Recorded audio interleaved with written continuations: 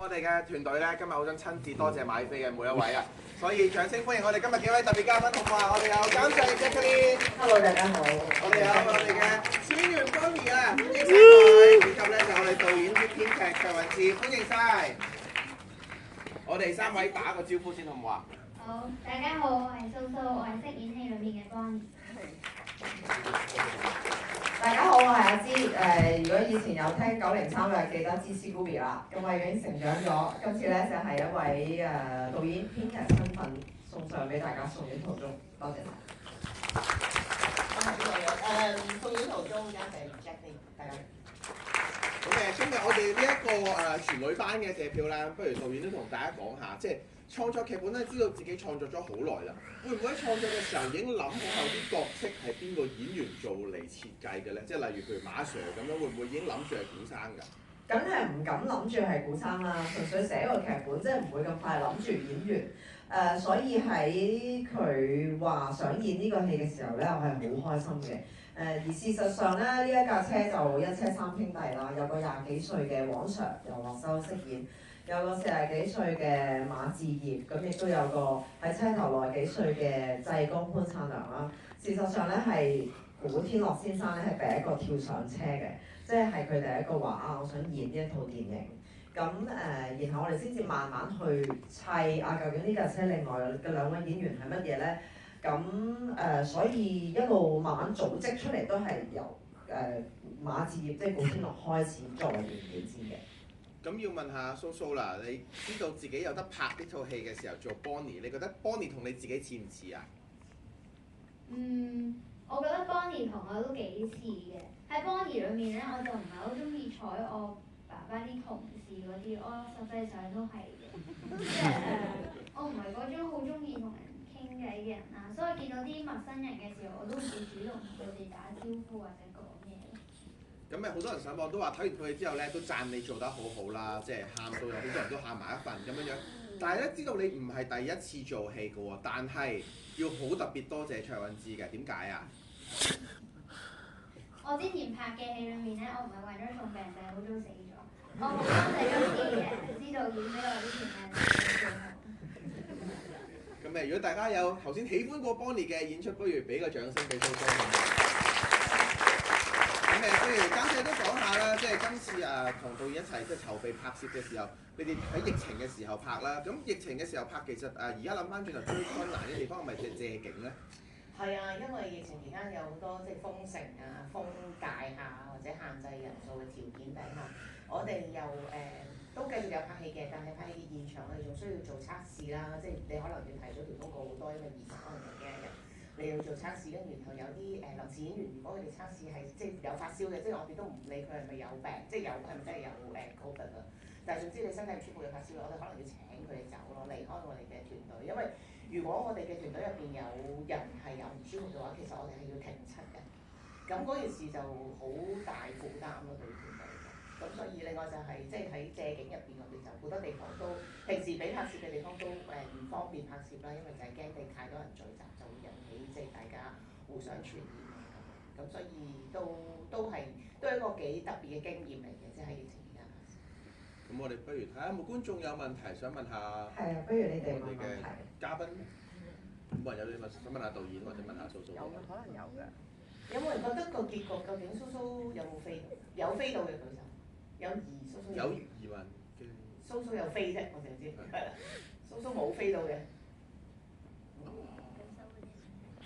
咁導演想問下啦，即係今次又係導演又係編劇呢個角色啦。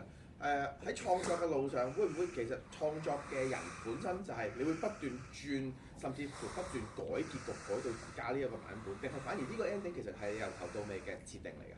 改咗好多次啊！最主要改就我都話呢套戲我每一個角色都殺過㗎啦，即係每一個角色都曾經喺其中一部咧係唔再出現，咁都試咗好多次。但係唯一一樣好早已經定咗，而係從來冇改變咧，就係好開始嘅時候已經決定呢套係一套劇情片嚟嘅，就唔係好想寫嗰啲超級英雄片即係因為你知道。一個救護員嘅古仔咧，其實係你可以變咗飛車片又得，跟住你可能變咗嗰種即係雷霆拯救隊又得咁樣，咁我所以一路以嚟都係決定咗佢係一套劇情片。而喺好多稿裏邊都冇甩嘅就係冇一稿佢最後咧都係架車一直行，咁然後開始慢慢見到究竟呢個係一個點樣嘅都市。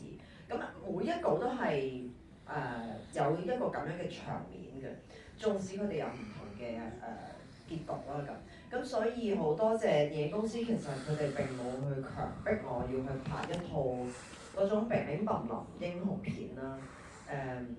好多謝佢哋俾我一個機會去踏踏實實咁講幾個人嘅故事。有時我自己望翻就覺得好似呢個古仔呢套戲就係可能佢哋生命裏邊其中一個章節咯，即係其中一個即係旅程上面其中一段路。咁然後我哋如實睇下呢段路上面嘅人事物係點樣。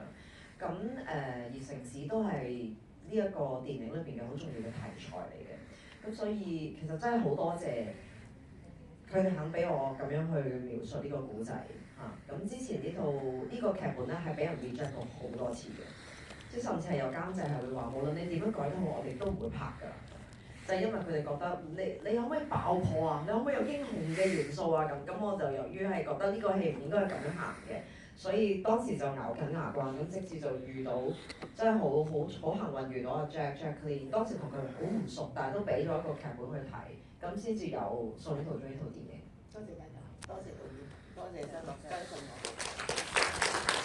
睇下仲有冇觀眾有問題想問下你哋先，咁不如都問下蘇蘇啦，即係遇到 Bonnie 呢個角色，你而家睇翻幾年前自己嘅演出，你有冇諗翻覺得今次呢個角色帶到俾你啲乜嘢啊？